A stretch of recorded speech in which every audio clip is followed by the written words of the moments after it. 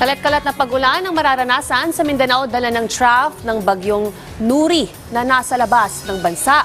Ayon sa Pag-asa, ang Tropical Storm Nuri ay nasa labas ng Philippine Area of Responsibility. Kanluran yan ng Visayas. Paglilinaw po, hindi ito papasok sa Philippine Area of Responsibility. Ngunit magpapaulan ng trough o yung buntot niyan hanggang ngayong araw sa malaking parte ng Silangang Visayas at Mindanao. Ngayong araw naman sa Luzon, bukod sa malamig na panahon, dala ng amihan, makararanas ng maulap na panahon at mahinang pag-ulan sa bahagi ng Batanes at ng Cagayan, Isabela at ng Aurora.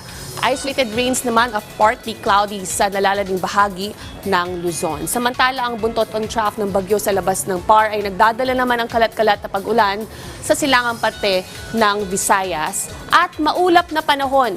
Nagpapaulan din ito o yung trough ng bagyo sa Dinagat Islands sa Mindanao, Surigao del Norte, Surigao del Sur at dyan din sa Davao Oriental.